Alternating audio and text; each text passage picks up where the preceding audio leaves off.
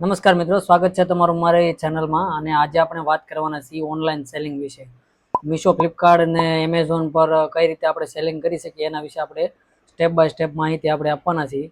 અને મારે ઘણા બધા લોકોની કોમેન્ટ આવતી હોય છે કે ઓનલાઈન સેલિંગ કઈ રીતે કરવું, ઓનલાઈન સેલિંગમાં બહુ મગજમારી છે, કઈ રીતે સ્ટાર્ટઅપ કરવું, એવા બધા કોમેન્ટ આવતી હોય છે, મેસેજ આવતા હોય છે. તો આજે આપણે આનો વિગતવાર વિડીયો બનાવવાના છીએ. ક્યાંથી સ્ટાર્ટઅપ કરવું, શું કરવું, કઈ પ્રોડક્ટ સિલેક્ટ કરવી, કેવી પ્રોડક્ટ હોવી જોઈએ, અને કયા કયા પ્લેટફોર્મમાં સેલિંગ કરવું જોઈએ એના વિશે આપણે વિગતવાર વાત કરવાના છીએ. તો વિડીયો પૂરો જોજો અને લાઇક, કોમેન્ટ અને શેર, સબસ્ક્રાઇબ કરી દો. મિત્રો, સૌથી પહેલા તો તમારે જીએસટીની પ્રોસેસ કરવી પડશે. તમારી પાસે ઓનલાઈન સેલિંગ કરવું હોય તો તમારી પાસે જીએસટી હોવો જરૂરી છે. તમારા નજીકમાં કોઈ સીએ પાસે પૂછી જુઓ કે તમારે કઈ રીતે જીએસટી નીકળે, અને એમાં જરૂરી ડોક્યુમેન્ટ છે આધાર કાર્ડ, પાન કાર્ડ, તમારો ફોટો, અને એક તો મકાનનું લાઇટ બિલ અને વેરા બિલ. આ બધી પ્રોસેસ જીએસટી કઢાવવા માટેની છે. તો તમે સૌથી પહેલાં તો તમે જીએસટી કઢાવો, રજિસ્ટ્રેશન જીએસટી પોર્ટલ ઉપર કરાવવું પડશે તમારે. જીએસટી કઢાવ્યા પછી તમારા બિઝનેસના નામનું કરંટ એકાઉન્ટ જોઈએ, અને સેવિંગ એકાઉન્ટ ચાલે, પણ જો તમે પ્રોપ્રાઇટર હોય તો ચાલે. તો બિઝનેસના નામથી કરંટ એકાઉન્ટ હોવું જરૂરી છે. જીએસટી નંબર અને બેંક એકાઉન્ટની પ્રોસેસ પછી આવે છે પાન કાર્ડની પ્રોસેસ. પાન કાર્ડ નંબર આધાર કાર્ડ નંબર સાથે લિંક હોવો જોઈએ, અને મોબાઈલ નંબર અપડેટ હોવો જોઈએ. ડોક્યુમેન્ટ બધા કમ્પ્લીટ થઈ ગયા પછી આપણે કઈ રીતે પ્રોસેસ કરવાની છે એના વિશે તમને આપણે માહિતી આપવાની છે આજે. તો મીશોમાં સૌથી પહેલાં તો MishoSeller.com ખોલી લેવાનું છે, અને એના ઉપર તમે મોબાઈલ નંબર નાખશો એટલે સીધો તમારે ઓટીપી આવશે. અને ઓટીપી આવ્યા પછી તમારા જીએસટી નંબર નાખવાની પ્રોસેસ છે. જીએસટી નંબર નાખશો એટલે ઓટોમેટિક બધી વિગત આવી જશે. તો હવે મીશોની વાત કર્યા પછી આપણે વાત કરવાના છે ફ્લિપકાર્ટની.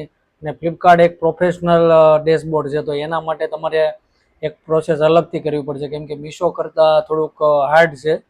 અને પહેલાં તો આપણે ચેક કરવું પડશે કે એમાં પિકઅપ કે ડિલિવરી તમારા એરિયામાં અવેલેબલ છે કે નહીં, એ પહેલાં ચેક કરી અને પછી તમે પોર્ટલ ઉપર રજિસ્ટ્રેશન કરી શકો.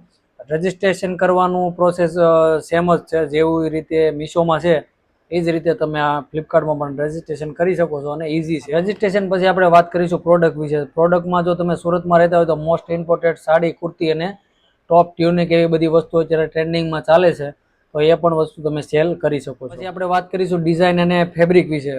મતલબ ડિઝાઇન કઈ ટ્રેન્ડિંગમાં ચાલે છે તે, અને ફેબ્રિકમાં જોર્જેટ છે, સિફોન છે, ડોલા સિલ્ક છે, એવા બધા ફેબ્રિક પણ ડિપેન્ડ કરે છે કયા ફેબ્રિકનો ટ્રેન્ડ છે, એ પણ જાણવું ખૂબ જ જરૂરી છે. લિસ્ટિંગ કર્યા બાદ આપણે વાત કરીશું ઓર્ડર અને પેમેન્ટ મેનેજમેન્ટની. લિસ્ટિંગ કર્યા પછી જો તમારા પ્લેટફોર્મ પર પહેલો ઓર્ડર આવે તો આપણે લેબલ એક્સેપ્ટ જનરેટ કરી નાખવાના છે. પહેલાં તો આપણે ઓર્ડર એક્સેપ્ટ કરીશું, અને પછી લેબલ જનરેટ કરીશું, અને પછી ઓર્ડર કઈ રીતે ડિસ્પેચ કરવો એ આપણે જણાવીશું. તમને જો એ ન ખબર પડે તો મને કોમેન્ટમાં જણાવી શકો છો કે મારે ભાઈ આ શીખવું છે, પ્રેક્ટિકલ શીખવું છે, તો પ્રેક્ટિકલ આપણે શીખવાડી દઈશું. અને રહી વાત પેમેન્ટની, તો ઓર્ડર ડિલિવર થયા પછી 15 દિવસે પેમેન્ટની કન્ડિશન મીશોની છે, અને ફ્લિપકાર્ટની અલગ અલગ દિવસની અલગ અલગ પેમેન્ટ કન્ડિશન છે. ફ્લિપકાર્ટમાં પણ ઓછામાં ઓછી 15 દિવસની પેમેન્ટ કન્ડિશન હોય છે, તો એ રીતે આપણે પેમેન્ટ કન્ડિશન આપણે step by step date to date check કરતું રહેવું પડે છે કે પેમેન્ટ કન્ડિશન, પેમેન્ટ કેટલું ક્યારે આવે છે, એ તો તમારે ચેક કરવું. તમને આ પ્રોસેસમાં ક્યાંય તકલીફ પડે તો મને કોમેન્ટમાં જણાવજો, હું બધા જ પ્રશ્નનો જવાબ તમને આપી દઈશ. આવા જ બિઝનેસના વિડીયો જોવા માટે મારી ચેનલને સબસ્ક્રાઇબ કરી લો, અને વિડીયોને લાઇક કરવાનું ભૂલતા નહીં.